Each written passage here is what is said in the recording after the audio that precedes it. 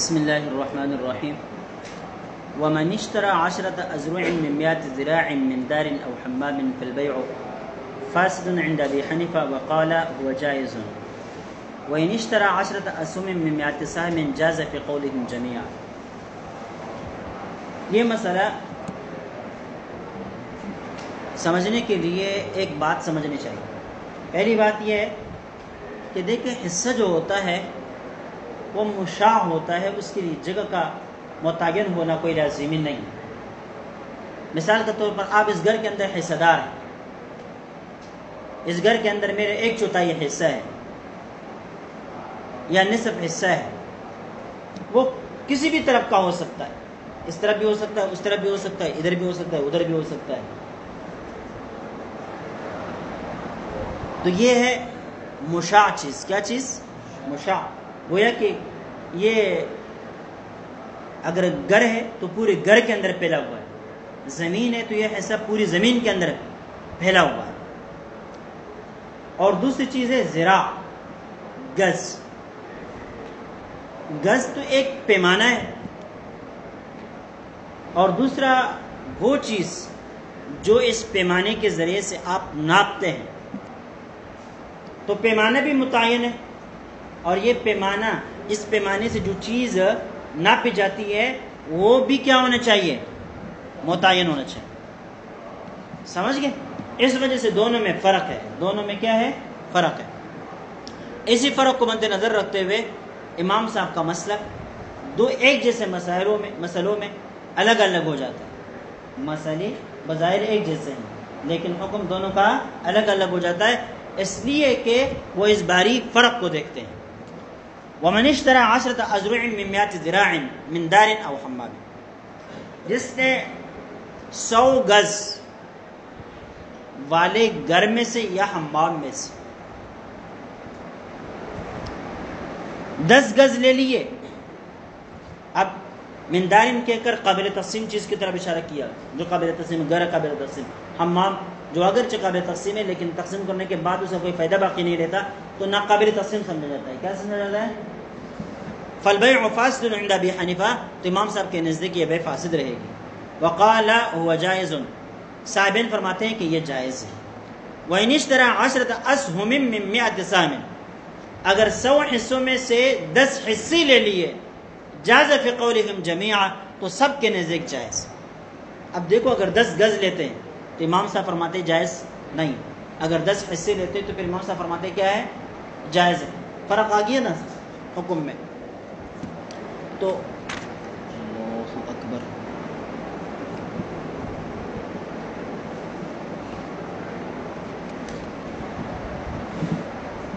لہما، صاحبین کی دلیل یہ ہے ان 10 أزرع من 100 ذراع عشر الدار، کہ 100 گزوں میں سے 10 گز، اس کا مطلب کیا ہے؟ گھر کا 10واں حصہ.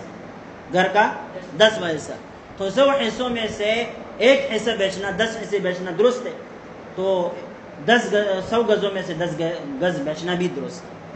10 گز بیچنا بھی درست ہے، کیونکہ معال نتیجہ دونوں کا ایک بنتا ہے، نتیجہ دونوں کا ایک بنتا ہے. فأشبہ 10 أسهم، لہذا 10 گز یہ 10 حصوں کی طرح ہو گئے. 10 گز کس کی طرح ہو گئے؟ 10 حصوں کی طرح. وَلَهُ، امام سے فرماتے ہیں ان الذراع اسم لما يدرع به، ذراع سے وہ گز مراد یہاں نہیں ہے، بلکہ یہاں ذراع سے مراد وہ چیز ہے جو اس گز کے ذریعے سے ناپی جاتی ہے. جو اس گز کے ذریعے سے کیا ہوتی ہے؟ وہ استعیر لما يحل الذراع، اور عاریتن اسم لما يدرع به، گز اسے کہا جاتا ہے جس سے کوئی چیز ناپی جاتی ہے. لیکن وہ استعیر لما يحل الذراع، یہ عاریتن یا مجازن اس چیز کے لیے استعمال ہوتا ہے جو گز کے ذریعے سے ناپی جاتی ہے. جو گز کے ذریعے سے، گز وہ ہے جس کے ذریعے سے چیز ناپی جاتی ہے، اور یہاں وہ چیز مراد ہے جو گز کے ذریعے سے ناپی جاتی ہے. جو گز کے ذریعے سے، مثال کے طور پر اگر کوئی کہتا ہے 10 گز کپڑا، تو یہاں کیا مراد ہوگا؟ کپڑا ہی مراد ہوگا نا بھائی. سمجھ گئے؟ 10 گز زمین، تو زمین مراد. گز بذات خود وہ پیمانہ مراد نہیں ہوگا کہ آپ کو ڈنڈا چاہیے، 1 گز ڈنڈا چاہیے، یہ نہیں، بلکہ آپ کو 10 گز زمین چاہیے، صحیح ہے، 10 گز کپڑا چاہیے، تو وہ کپڑا وہ زمین مطلوب ہے، وہ کپڑا اور زمین مطلوب ہے۔ وهو المعین، اور 10 گز کپڑا ہو یا زمین ہو، وہ تعین چاہتا ہے، کیا چاہتا ہے؟ معین ہونا چاہیے۔ دون المشاع، مشاع کے طور پر وہ یہ نہیں چل سکتا کہ آپ کہے کہ بھائی یعنی پوری زمین کے اندر یہ پھیلا ہوا نہیں ہوتا کہ غیر متعین طور پر اس کو مان لیا جائے، غیر متعین طور پر اس کو مان لیا جائے۔ وذالک غیر معلوم، اور جب یہ تقاضا کرتا ہے تعین کا اور یہاں پر وہ تعین نہیں ہے، تقاضا کیا ہے؟ تعین کا، اور یہاں پر تعین ہے ہی نہیں، تو پھر جب تعین نہیں ہے تو مبیع معلوم نہیں ہوا نا، اور مبیع جب معلوم نہیں ہوتی تو پھر بے بھی درست نہیں ہوتی، یاد بے فاسد، یاد بے کیا ہے؟ فاسد۔ بخلاف السہم، ہاں حصے کے برخلاف کہ حصہ تعین کو نہیں چاہتا۔ آپ یہ کہیں کہ اس گھر میں سے ایک حصہ مجھ پر بیچو، دو حصے مجھ پر بیچو۔ ایک شخص وفات ہو جاتا ہے، اس کا گھر رہ جاتا ہے، اسے کوئی بھروسہ ایک گھر کے اندر شریک ہوتے ہیں، یعنی ایک گھر سب کا ہے، گھر کیا ہے؟ سب کا ہے، سب اس میں شریک ہے، لیکن کوئی یہ نہیں کہتا کہ اس میں میرے 10 گز ہے، اس میں میرے 5 گز ہے، اس میں میرے، وجہ اس لیے گز پر تعین چاہتے ہیں، ٹھیک ہے۔ ولا فرق عند ابي حنيفه بينما اذا علم جملة ذرعان او لم يعلم۔ پھر امام صاحب کے نزدیک اس مسئلے میں کوئی فرق نہیں ہے، آپ کو اس زمین کے پورے گز معلوم ہو یا نہ ہو۔ آپ اگر یہ کہیں کہ 100 گزوں میں سے 10 پھر بھی بے فاسد، 100 گزوں میں سے 10 پھر بھی بے فاسد۔ اگر آپ کہیں کہ اس زمین میں سے 10، جس کل زمین کے گزوں کے بارے میں ہمیں کوئی پتہ نہیں ہے، پھر بھی بے فاسد، پھر بھی بے فاسد، اس میں کوئی فرق نہیں۔ وہ صحیح، یہی قول صحیح ہے، خلافا لما یقولہ الخصاف، امام خصاف رحمہ اللہ کے قول کے برخلاف۔ امام خصاف فرماتے ہیں کہ اگر زمین کے کل گز معلوم ہے، مثال کے طور پر 100 گزوں میں سے 10، تو پھر درست ہے، اگر کل گز معلوم نہیں ہے تو پھر درست نہیں ہے، لیکن یہ قول صحیح نہیں ہے، کل گز معلوم ہو یا نہ ہو دونوں صورتوں میں فاسد ہے۔ لبقاء الجہالت، اس لیے کہ جہالت دونوں میں باقی ہے، تمام گز معلوم ہو تب بھی جہالت ہے، اور تمام گز معلوم نہ ہو تب بھی جہالت۔ جہالت کیوں ہے بھائی؟ جہالت اس وجہ سے ہے کہ بھائی گز متعین جگہ چاہتے ہیں اور یہاں پر وہ جگہ متعینہ نہیں ہے۔ وَلَوِ اشْتَرَىٰ عِدْلًا عَلَىٰ أَنَّهُ 10 أَطْوَابٍ، ایک شخص نے پورا بنڈل لے لیا، بالفاظ دیگر تھان لے لیا، ہمارے یہاں تھان چلتا ہے، عَلَىٰ أَنَّهُ 10 أَصْوَابٍ، کتنا؟ شرط یہ رکھی کہ اس یہ پورا بنڈل لے لیا نا، اس بنڈل کے اندر کتنے کپڑے ہوں گے؟ 10۔ فَإِذَا هُوَ 9 أو 11، چیک کرنے کے بعد پتہ چلا کہ کپڑے 9 نکل آئے یا 11 نکل آ گئے، فَسَدَ الْبَيْعُ، یعنی 10 پر بے ہوئی تھی، وہ 10 نہیں نکلے، یا تو کم نکلے یا زیادہ نکلے، تو بے فاسد ہو جائے گی۔ کیوں؟ لِجَهَالَةِ الْمَبِيعِ أَوِ الثَّمَنِ، اس لیے کہ یہاں پر یا تو مبیع مجہول ہے یا ثمن مجہول۔ بھائی 11 گز نکل آئے، 11 کپڑے نکل آئے، ان 11 کپڑوں میں سے ایک کپڑا تو مبیع نہیں ہے، 10 ہے، لیکن جو مبیع نہیں ہے وہ کون سا کپڑا مبیع نہیں ہے؟ میری خریداری میں کون سا کپڑا آیا تھا، کون سا نہیں آیا تھا۔ اب میں تو اعلیٰ سے اعلیٰ کپڑا اپنے پاس رکھوں گا اور جو ادنا سے وہ آپ کو واپس کروں گا، اور آپ کہیں گے کہ بھئی جو اعلیٰ کپڑا ہے وہ مجھے واپس کر دیا جائے اور باقی 10 کپڑے آپ لے لیں، تو مبیع کے اندر جہل آ گیا، مبیع کے اندر کیا آ گیا؟ جہل آ گیا۔ اب اس ثمن یا ثمن کے اندر جہل آ جائے گا اس صورت میں کہ جب کپڑا 10 کپڑوں کے بجائے 9 کپڑے نکل آ جائے، تو 9 کپڑے نکل آ جائے تو پھر پیسے کتنے ہوں گے؟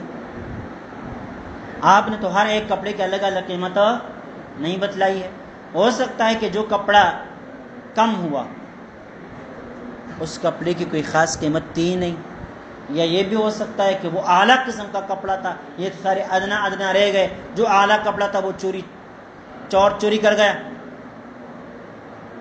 تو پیسوں کا پتہ نہیں چل سکتا، کیونکہ مبیع غائب ہے، جس کے ذریعے سے آپ پیسوں کا تعین کرتے ہیں وہ مبیع ہی نہیں ہے۔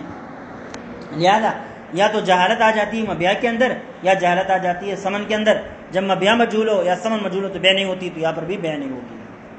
ولو بین لکل ثوب ثمنا جاز فی فصل النقصان بقدر ولو الخیار.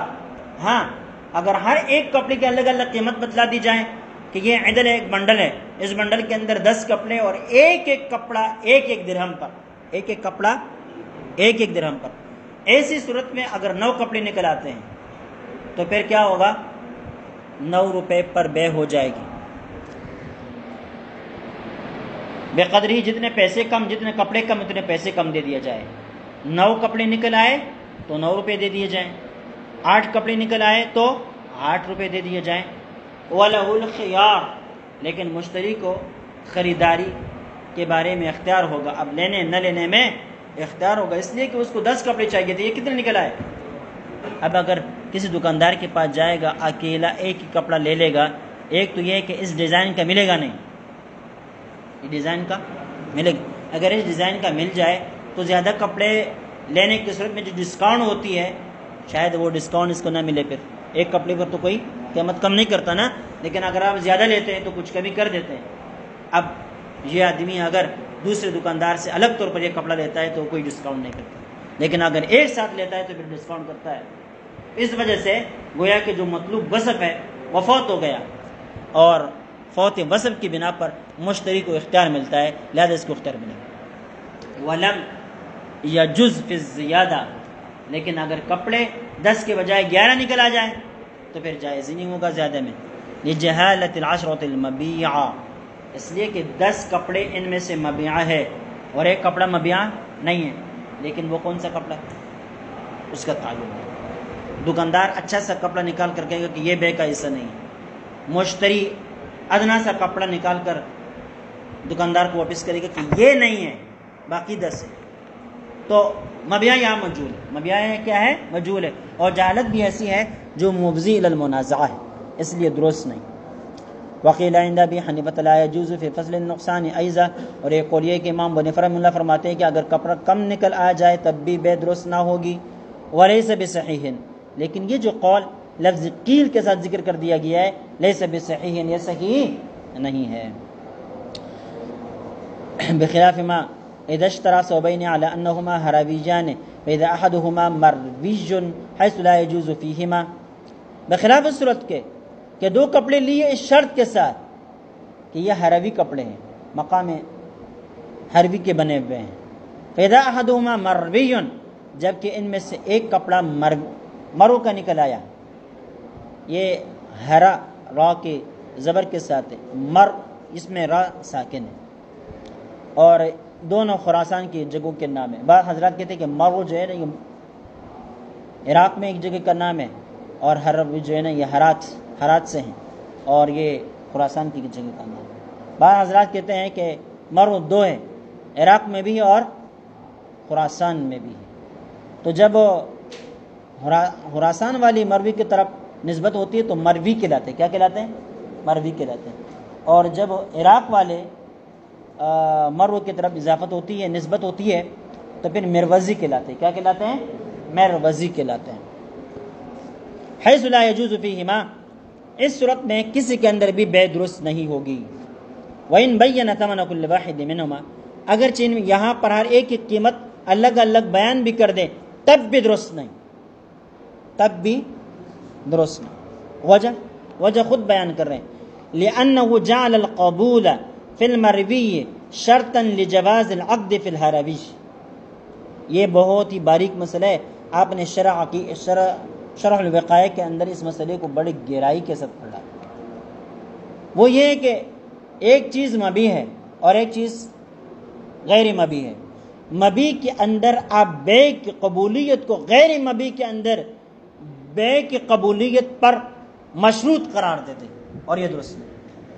اور یہ درست بھائی، جو چیز مبیع ہے ہی نہیں تو مبیعہ کے اندر عقد کی قبولیت کے لیے غیر مبیع کے اندر بے کی قبولیت کو شرط کیسے قرار دے سکتے ہیں؟ سمجھ گئے؟ میں یہ گلاس آپ پر بیچتا ہوں یا آپ سے خریدتا ہوں، مبیع صرف یہ ہے، مبیع صرف یہ ہے، اور وہ کتاب جو ہے نا مبیع نہیں ہے. لیکن میں یہ شرط قرار دیتا ہوں کہ بھائی اس گلاس کے اندر بے تب تام ہوگی جب اس کتاب کے اندر بھی آپ بے کو قبول کریں گے. جب وہ مبیع ہے نہیں تو اس کے اندر میں بے کیسے قبول کروں؟ ٹھیک ہے، ایک بات تو یہ. دوسری بات یہ کہ وہ مبیع بے سے خارج ہے، بے کے تقاضے میں داخل ہے ہی نہیں. اس طرح شرطیں لگانا یہ بے کو فاسد کر دے. اس وجہ سے یہاں بے کیا ہوگی؟ آپ نے یہ مسئلہ پڑھا ہے کہاں پر؟ شرح وقایہ میں، کہ بھائی دو آدمی بیچے، ایک میں سے ایک غلام تھا اور ایک آزاد تھا، یا ایک اپنی ملکیت کا غلام تھا یا ایک دوسری کی ملکیت کا. بے کر دی تو درست نہیں ہوگا. کیوں؟ غیر مبیع غلام کے اندر، غیر مبیع غلام کے اندر، غیر مبیع غلام کے اندر قبولیت بے کو شرط قرار دے دیا گیا.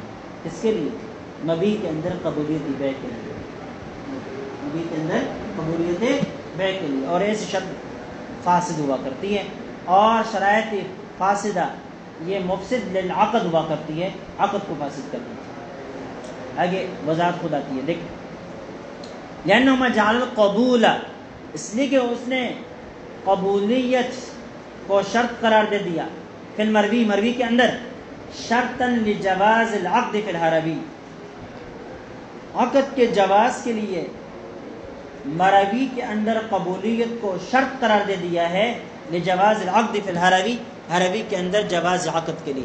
یعنی حربی کے اندر عقد تب جائز ہوگا جب مروی کے اندر بے کو جائز قرار دے دیا جائے، جب مروی کے اندر بے کو جائز قرار دے دیا جائے. وہ شرط فاسد، وہ شرط فاسد ہے.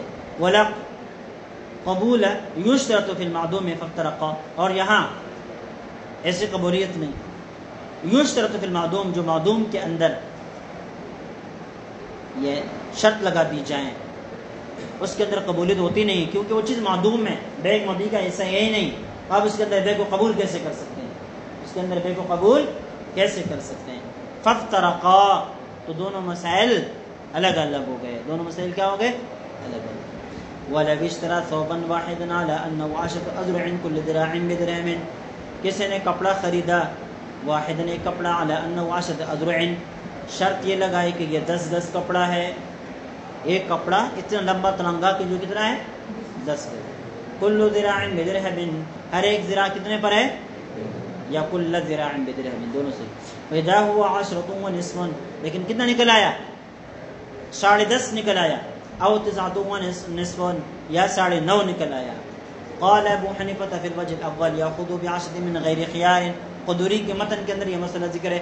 قال ابو حنیفہ فی الوجه الاول، امام ابو حنیفہ رحمہ اللہ فرماتے ہیں وجہ اول میں یاخذ ب10 من غیر خیار، 10.5 نکل آیا تو 10 روپے پر لے گا اور مشتری کو کوئی اختیار نہیں ہوگا، بس 10 روپے دے کر کپڑا خریدنا ہوگا. وفی الوجه الثانی، اگر 9.5 نکل آ جائے تو یاخذ ب9 ان شاء، اگر چاہے تو 9 گز کپڑا 9 روپے پر لے لے. یہ کن کا مسلک ہے؟ امام صاحب. وقال ابو یوسف فی الوجه الاول یاخذ ب11 ان شاء وفی الثانی یاخذ ب10 ان شاء. امام صاحب فرماتے دونوں صورتوں میں اختیار ہوگا، لیکن اگر 10 گز کے بجائے 11 نکل آیا، 10.5 نکل آیا تو 11 روپے پر لینا پڑے گا. اگر 9.5 نکل آیا تو کتنے پر لینا پڑے گا؟ 9 روپے پر. کتنے پر؟ نہیں، 10 پر. یہاں سے 10 پر لے گا. یعنی پہلی صورت میں 1 درہم زیادہ ہو جائے اور اس دوسری صورت میں کپڑا کم ہو گیا لیکن پیسوں کے اندر کمی نہیں ہوگی. اس کا مسئلہ کہ یہ امام ابو یوسف رحمہ اللہ کا وجہ آگے آتی ہے. وقال محمد، امام محمد فرماتے فی الاول یاخذ ب10 ونصف ان شاء. امام محمد فرماتے کہ آدھا گز زیادہ نکل آیا تو آدھا درہم بھی زیادہ کر دے، آدھا درہم بھی زیادہ کر. وفی الثانی ب9 ونصف یخیر، اور کم نکل آیا کپڑا تو پیسوں میں بھی کمی ہوگی. آدھا گز کم نکل آیا تو آدھا درہم بھی کم کر دے، لیکن اس کو اختیار بھی ہوگا. ہو سکتا ہے کہ اس آدمی کو 10 گز کپڑا چاہیے ہو، 10 گز سے کم اس کا جوڑا بنتا نہ ہو، بتائیے سمجھ میں، تو پھر اس کو اختیار ہونا چاہیے. لأن من ضرورت مقابلة الذراع بالدرهم مقابلة نصفه بنصفه.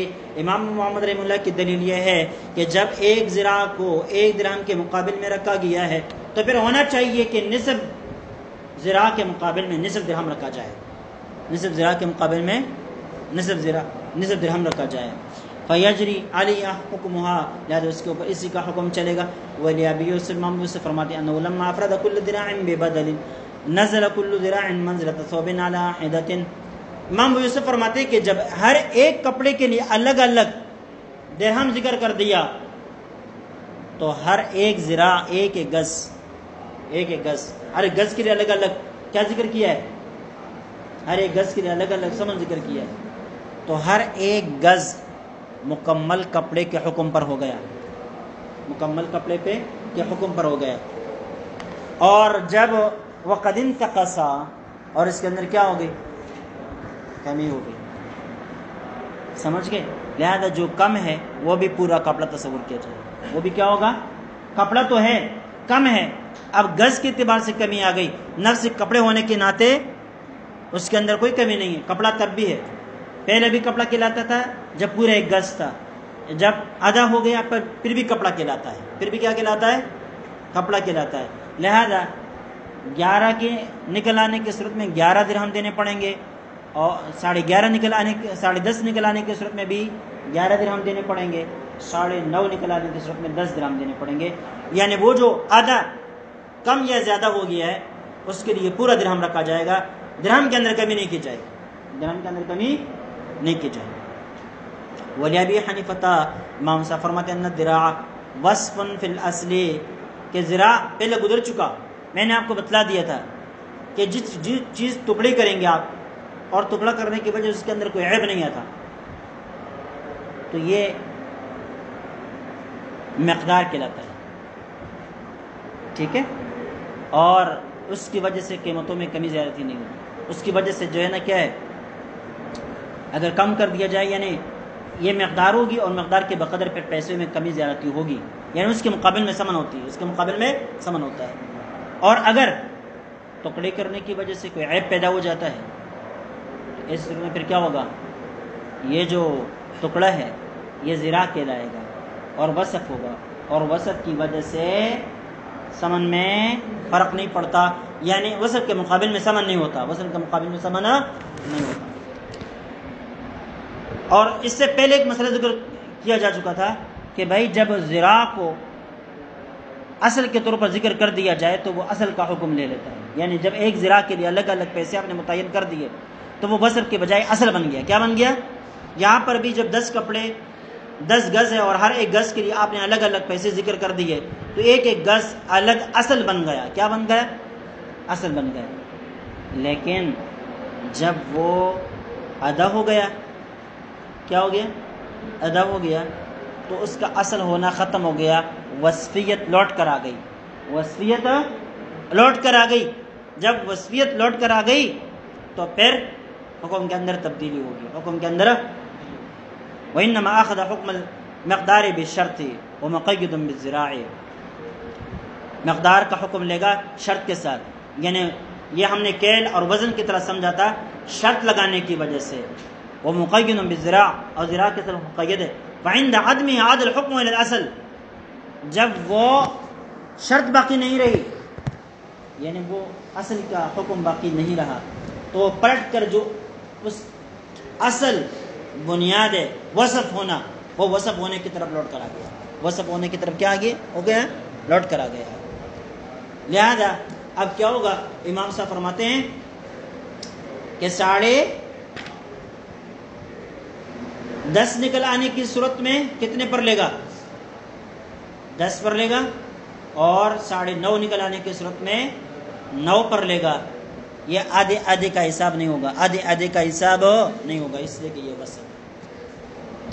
وفی الکرباس الذی لا یتفاوت الجوانب، اور کرباس وہ کپڑا جس کے اطراف میں کوئی فرق نہ ہو. جس سے معلوم ہوا کہ اس سے پہلے جو کپڑے کا ذکر تھا وہ کپڑا تھا جس کے اندر فرق ہوتا ہے. جس کے اندر کیا ہوتا ہے؟ آج کل کے کپڑوں کے اندر فرق نہیں ہوتا، ایک ہی تان ہوتا ہے یہاں سے لے کر وہ تک. ٹھیک ہے؟ اطراف بھی برابر ہوتے ہیں سارے. لا یتیب للمشتری ما زاد علی المشروط، مشروط کے اوپر جو زیادتی ہے وہ اس کے لینا درست نہیں ہے. 10 بتلا دیے تو 10.5 نکل آیا تو مشتری آدھا گز واپس کر دے. آدھا کیا کر رہے ہیں؟ واپس کر دے. یعنی بمنزلۃ الموزون، اس لیے کہ یہ وزنی چیز کی طرح ہے. 1 کلو چیز لینی ہے اور وہ 1.5 نکل آ جائے تو آدھا واپس کرنا پڑے گا یا نہیں پڑے گا؟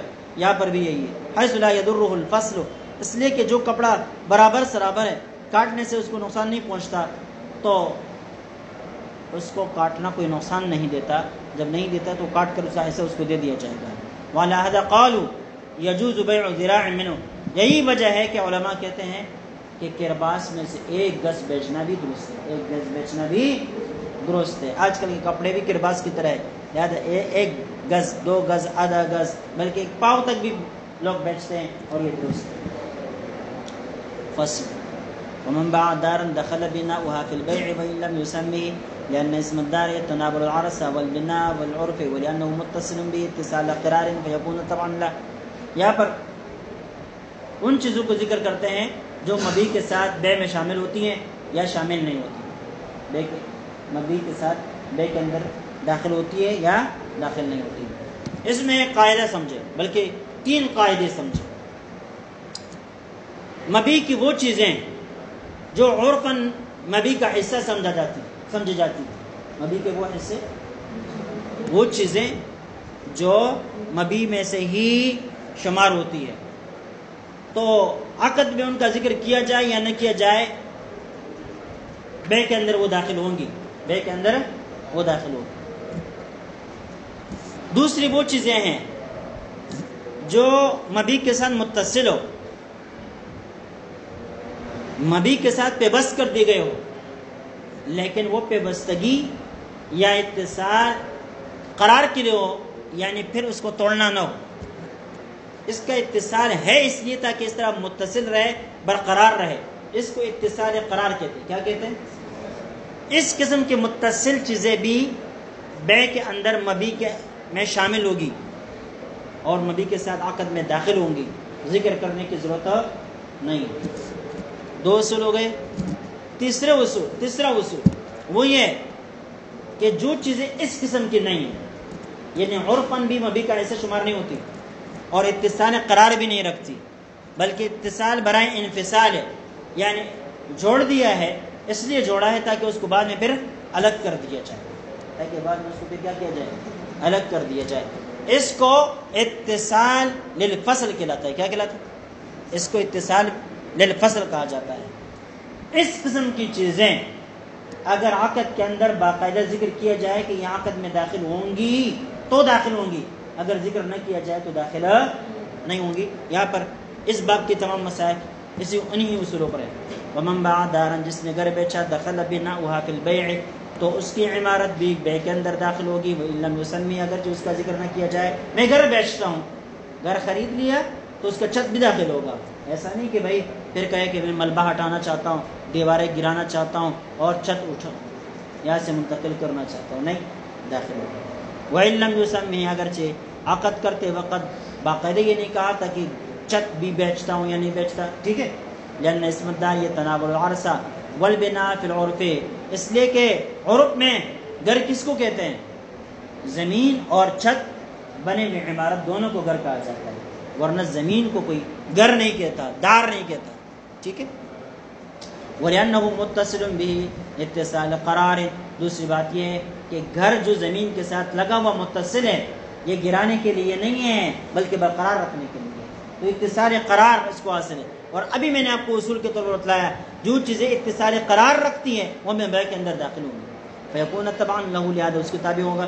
ومن باع ارضا، جس نے زمین بیچی، دخل ما فیہا من النخل والشجر وان لم یسمی، زمین بیچی تو زمین کے اندر کھجور لگے ہوئے تھے، درخت لگے ہوئے تھے، چھوٹے ہو بڑے ہو، پھلدار ہو پھلدار نہ ہو، سارے کے سارے درخت بھی بے کے اندر داخل ہوں گے۔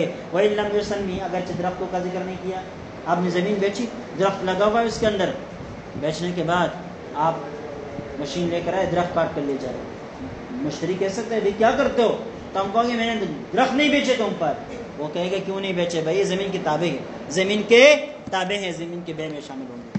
لأنه متصل به للقرار، اس لیے کہ یہ درخت زمین کے ساتھ متصل ہے اور اتصال قرار ہے۔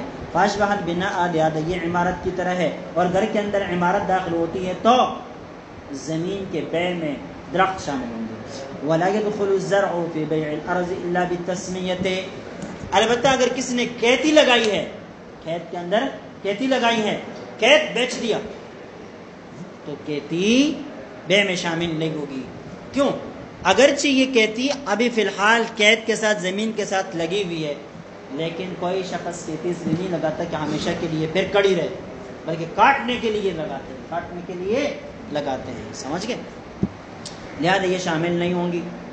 الا بالتسمیتی، البتہ اگر ذکر کر لے کہ بھائی زمین بھی لے لو اور اس کے اندر جو کہتی لگی ہوئی ہے یہ بھی لے لو، یہ بھی لے لو تو پھر درست. لأنه متصل به للفصل، اس لیے کہ یہ کہتی زمین کے ساتھ متصل ہے لیکن للفصل ہے، للاتصال نہیں ہے، للقرار نہیں.